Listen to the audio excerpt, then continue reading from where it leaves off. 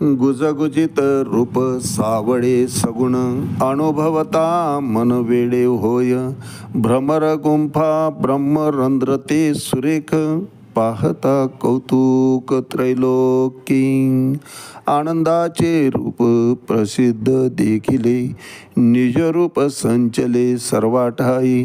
ज्ञानदेव म्हणे सुखाची गोडी अनुभवाची आवडी सेवेरया. माऊली ज्ञानेश्वर महाराज की जय. एक तरी ओवे अनुभवावे या ज्ञानयज्ञामध्ये आपण श्रीमद भगवद्गीता अध्याय 7 ज्ञानविज्ञान योग त्यातला श्लोक क्रमांक 9. पुण्यो गंधः पृथ्वीव्यां च तेजश्चास्मि विभावसो जीवनं सर्वभूतेषु तपस्यास्मि तपस्विषु. या श्लोकावर आपण चिंतन करत आहोत. अर्थात विठ्ठल जडीस्थळी भरला ठाव रिता नाही उरला. या तुकोबरायांच्या उक्तीप्रमाणे भगवंत सांगताहेत की या सकल विश्वामध्ये जे जे काही दृश्य अदृश्य आहे, चर अचर आहे, त्या सर्वांचं मुख्य बीज मी आहे. आणि ते सांगत असताना भगवंत सांगतात की कृष्ण भावनेमध्ये आपल्या पृथ्वी, पाणी, अग्नी, वायू या प्रत्येक चेतनातच सर्व रसायने आणि सर्व भौतिक तत्वांचे उगम आहे. आणि हे श्रीकृष्ण असल्याची जाणीव होते. इतकंच काय, माणसाचं आयुष्य हे देखील भगवंतावरच अवलंबून आहे. महाराज, चाले हे शरीर कोणाची सत्ते, कोण बोलविते हरिविन, देखवी ऐकवी एक नारायण.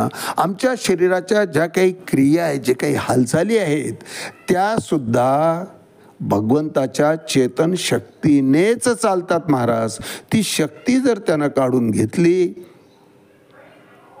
तर शरीर हे मूळ स्वरूप त्याचं जड, त्या जड तत्वाप्रमाणेच राहतं.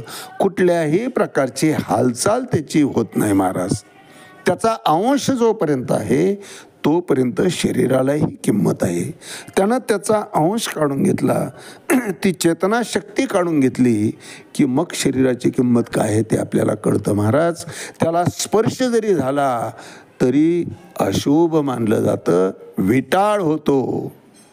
सुचिरभूत होण्याकरता अंघोळ करावी लागते. महाराज, इतकं महत्त्व त्या चैतन्याचं आहे. तो आहे तोपर्यंत सर्व आहे. अहो, इतकेच काय, माणसाची देव चालवी अहंता मीच एक करता. म्हणून तुकोबारायांनी सुद्धा या ठिकाणी धोक्याची सूचना दिली आहे की अहंभाव माणसाची देव चालवी अहंता.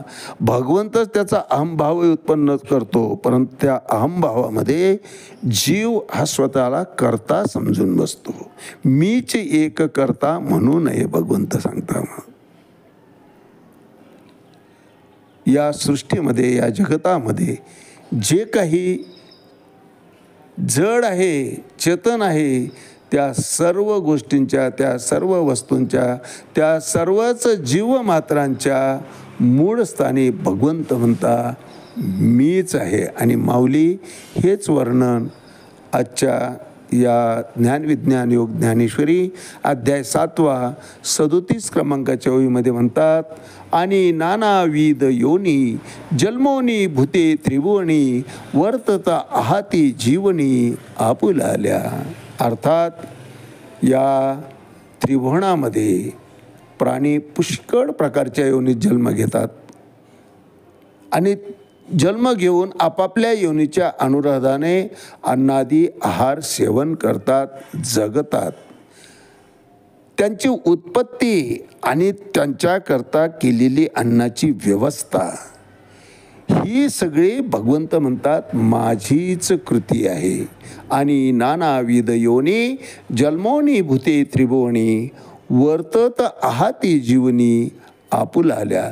जगताना प्राणी जगतोय असं स्वतंत्र दिसतं, परंतु त्याचा श्वास हा सुद्धा भगवंताच्या मार्फत लिखित आहे महाराज. अंगा आले मग हालून दे, माशी पान पंखे तव पैर पंखे तव हे झळे. माशीला पंख, स्वतःचं पंख झडकायला जेवढा उशीर लागतो, अगदी तितकाच क्षण या देहातून प्राणोत्करण व्हायला लागतं महाराज. प्राण निघून जातो आणि मग राहतं ते जड शरीर.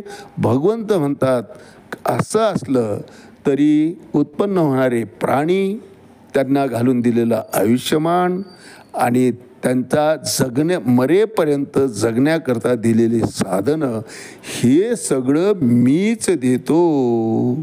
आणि नानाविध योनी जन्मोनी भूते त्रिभुवनी वर्तता ती जीवनी आपुलाल्या. आज याच ठिकाणी थांबूया. रामकृष्ण हरी पुंडलिक वरदा हरी विठ्ठल. श्री ज्ञानदेव तुकाराम पंढरीनाथ भगवान की जय. माऊली ज्ञानेश्वर महाराज की जय. जगद्गुरु तुकाराम महाराज की जय.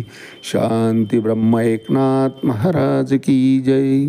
आदिशक्ती मुक्ताबाई की जय.